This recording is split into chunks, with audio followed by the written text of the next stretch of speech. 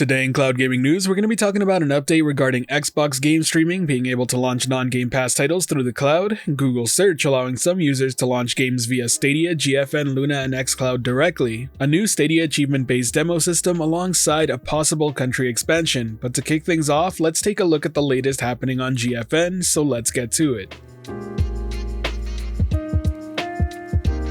A bunch of great new games were added just last Thursday, but before we go through a list of them all, I actually want to talk about a new feature that was added to the app.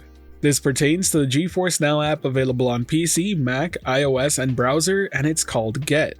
It's a nice quality of life improvement that really makes GeForce Now feel a bit more whole. Instead of having to open up a separate client like the Steam Store, Uplay, or others, you simply click the Get button for any title you don't own that's supported on GFN, and it will launch you into that store directly so you can simply purchase it there. Note that you are not purchasing games directly from GeForce Now itself, you're still being sent to the respective storefronts, of which you do get a choice if the game's available on multiple. And while I would agree that it's a very simple addition, I would say it's a very intuitive one that makes the whole process feel very streamlined. And to me, anything that adds to the user experience for GeForce Now is a huge positive, as I'd say that's where it's probably lacking most. But in addition to this feature, there were also some great games being added just last week. All of the following are currently available to play: Tyrant's Blessing, Farthest Frontier, Arcade Paradise, Cult of the Lamb, Rumbleverse, Warhammer 40k Mechanicus, and Infinite Lagrange. Of the 7 titles listed, 6 of them are actually day 1 releases on GeForce Now.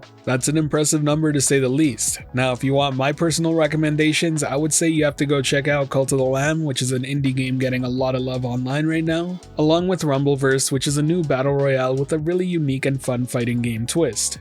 And now that we've covered the latest on GFN, let's talk about Google Search allowing some users to launch games via cloud gaming directly. Discovered initially by Brian Chappell over at the Nerf Report, I gotta say this is a feature that I've been waiting for ever since Google Stadia was officially announced. The ability to search up a game's name, simply click play, and then be put directly into the game you were just looking for is a pretty amazing feature. I think it has a ton of potential to introduce people not only to brand new games, but also cloud gaming as a whole. This is a very similar feature to what Google Stadia initially showed off upon its announcement with YouTube integration. Being able to look up a game and play it, there's power in that. A lot of people will see a play button and just click play to see what it does. There's no doubt about it. And while it's great to see that it supports all cloud gaming services, as it should because it is a search engine first, make no mistake, Google still has some leverage here for Stadia, simply because most people who are using Google as a search engine probably have a Gmail account. That means if you were to click play on Stadia, chances of you being able to make an account really quickly are very high. After all, Stadia just uses your basic Gmail account to get you started, and it's also worth pointing out that Google has been implementing ways to play games without the need for an account. It makes me wonder if some of these games let you launch directly into the trial or demo without even having to sign up, which is once again a huge benefit over the rest. Believe it or not, a lot of people will click away from a web page once they're told to create an account. That's a very big deterrent, and it happens quite often. Regardless, this is just a cool feature to see, and it's very reminiscent of when Stadia was initially announced and shown off with the click-to-play links directly integrated into YouTube. Who knows, that feature may not be far off now either. And since we're on the topic of Google, why not talk about Stadia news and their new achievement-based demo system?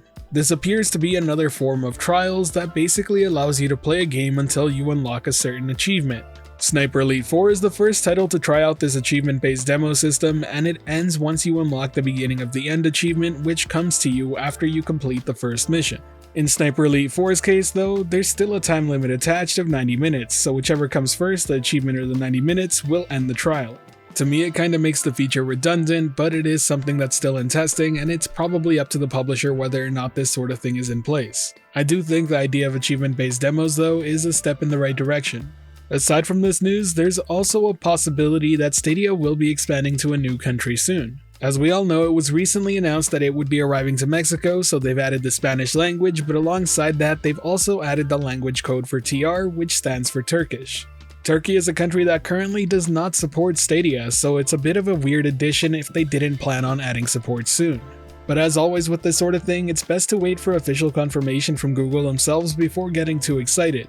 Now let's move on to the last news story of the day, and that revolves around Xbox game streaming getting ready to launch games without being Game Pass titles. Early last week, there were some web pages directly from Xbox.com that showed titles like Elden Ring, Soul Hackers 2, and Grand Theft Auto 5 supporting the cloud via Game Pass Ultimate. It's important to note that none of those games are included in the Game Pass subscription. Obviously, this led up to a lot of hype online, and rightfully so. A lot of people have been wanting to play non-Game Pass titles through XCloud, and Xbox themselves have confirmed that this sort of support will be coming later this year. But in an update to all this, Tom Warren, who's senior editor at The Verge, received confirmation from Microsoft that this was a bug and they have rolled out a fix. So as of right now, that's the official word, and that's what everybody should be going with. Personally speaking though, I don't buy it. It's a very specific bug. More so than that, it selected games that aren't a part of the Game Pass subscription library. But the biggest giveaway in my opinion has to be that the Rockstar Games server status website actually showcased a green dot for Xbox Cloud Gaming specifically. This has now been taken down, but it would be weird to have a bug over on Rockstar Games website that has no correlation and isn't maintained by Microsoft at all. But at the end of the day, I don't really think it matters. This was confirmed to be happening this year. Microsoft said it themselves, and it's only a matter of time before we see it. Now, I do have my own opinions on how I feel about this feature. I think it's really cool and it's great to see, but I do think there are some really big downsides, such as needing to be subscribed to Game Pass Ultimate to use it. But I figured it's best to wait till I hear official confirmation from Microsoft that it's coming and how they'll actually handle it before getting too carried away with it. Either way, that wraps up all the cloud gaming news of the day. If you enjoyed it or found it helpful at all, be sure to hit that like button as it really does help the channel out, and if you're wanting more content like this, be sure to subscribe and hit that notification bell as well. Today's end of video message is just going to be thanking you all for your patience. This is catching up on all the cloud gaming news I've missed covering. The family visit is over, so I can go back to uploading these videos on a more consistent basis. Be aware that more videos will be coming this week than last week. And if you haven't already, be sure to join our community Discord, which is linked in the description below. As always, thanks for watching, I hope you have a great day. This has been the Virtual Cloud, giving you the latest and greatest on everything cloud gaming related, and until next time, I'll catch you in the clouds.